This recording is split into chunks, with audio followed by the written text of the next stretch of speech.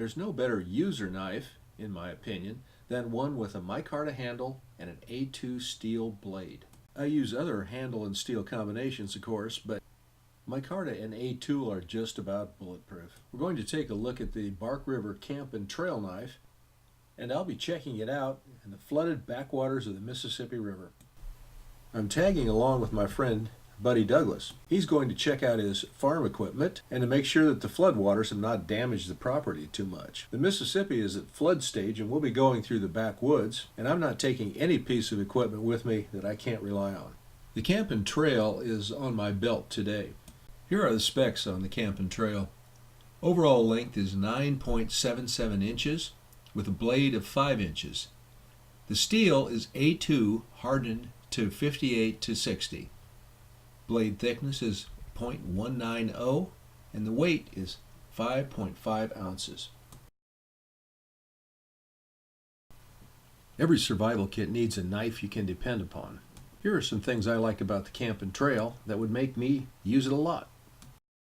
The handle is big enough for my large hands and it's comfortable to use.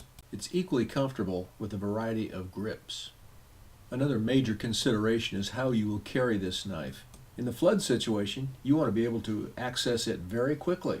The Camp and Trail comes with a sturdy leather sheath. But I found this Jenna Martin sheath that came with my Bark River Cub fits the Camp and Trail like a glove. So that's how I carried it. It's very comfortable and a good sheath to use for a lot of knives like this. I test knives by using them for their intended purpose in the field. I don't see any point in ruining a knife or breaking one just to prove that you can. So this knife was tested by carrying it out into an area that could have been dangerous, by using it, by whittling, and just by having it handy. So do you need a Camp and Trail? Well, it's an excellent knife, and it's one of those that doesn't have all the bells and whistles, but on the other hand, you don't need those anyway. This is the end of the review. It's kind of a postscript though. The person who was editing this video after me said, I want to see more of the videos of the flooded stuff. So that's what you're going to see next. This is Survival Common Sense.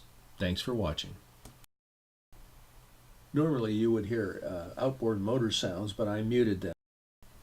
The area we're going to is around Kings Point, a little north of Vicksburg, Mississippi.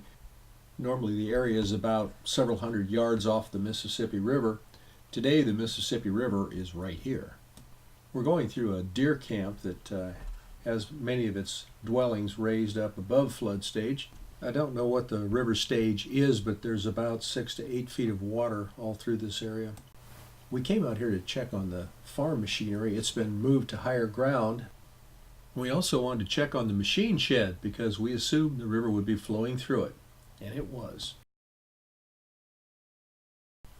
We left and headed toward another high spot that was about half a mile away through the timber. On a cloudy day with no landmarks, it would be real easy to get lost in this area. So taking along a compass and some sort of a chart would just be common sense.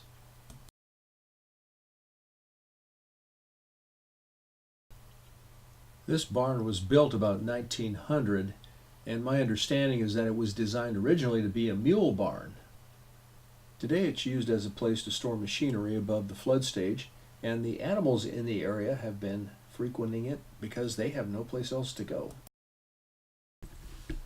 Feral hogs have been devastating the area because they're concentrated here, and they're just basically going to starve if the water doesn't go down. They are excellent swimmers though, so as soon as the crest starts to drop a little bit, they can leave and go to other places. But the vultures have liked the flood because they are finding a lot to eat. Well, this is the end of the tour. I had along my survival gear, glad I had my compass, and I hope you take your stuff with you too when you go outdoors.